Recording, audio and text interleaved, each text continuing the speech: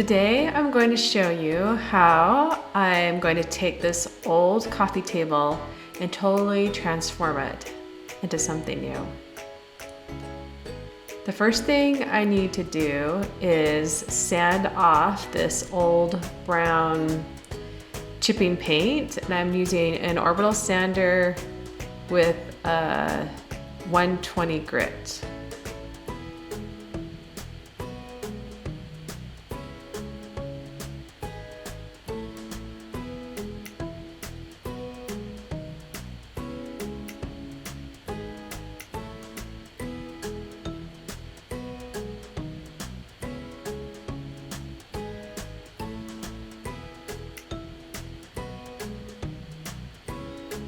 I also sanded the legs.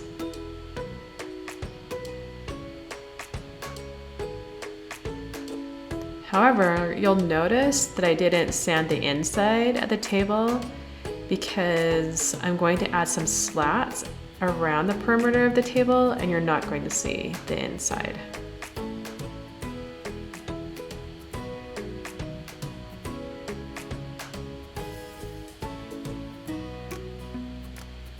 So the first thing I need to do is cut a bunch of slats. And so I'm going to just take this board, use my measurements from the table, and do kind of a trial board to see if I can get the right size for the table.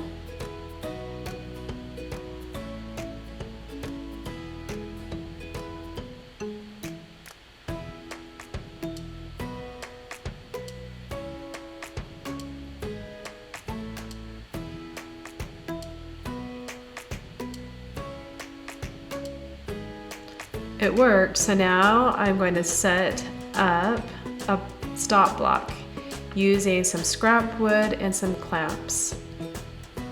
See, this is my original board, and if I fit it right here against the stop block, it fits perfectly. So now I can take any board and put it against the stop block, and I know that when I make my cut, it'll be the right size and they'll all be equal. And this will make it so much faster, so I won't have to measure each board. And to speed up things even more, I'm going to cut 2 boards at a time.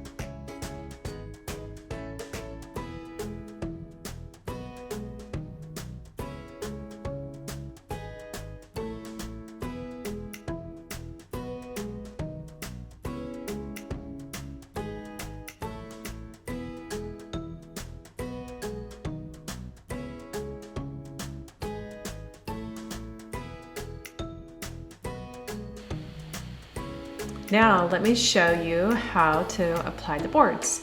I did one side already, but let me show you how I did it. First I laid the boards out to see how many I needed, and now I'm going to add some wood glue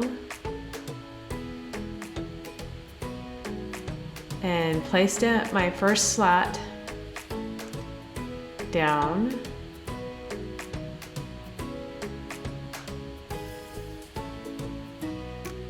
And then we're going to use my nail gun and place a couple of nails in the wood to keep it in place.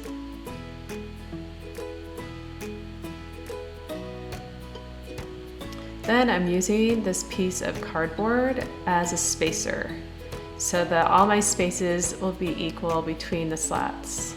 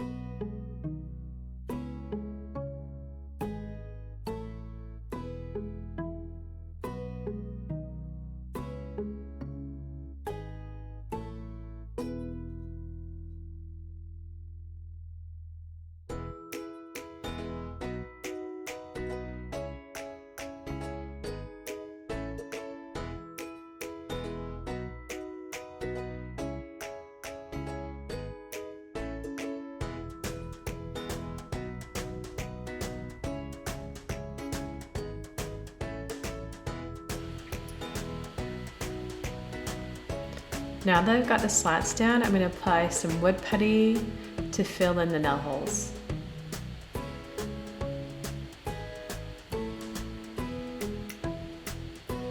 I like to stick it in the hole and then I just kind of go back and rub it with my finger to make sure the hole's really filled.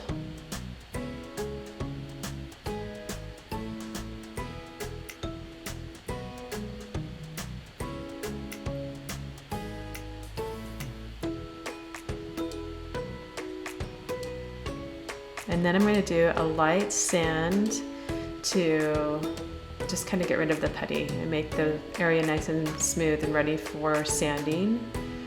There was some putty that got in between the cracks, so I just took a screwdriver and just removed the putty.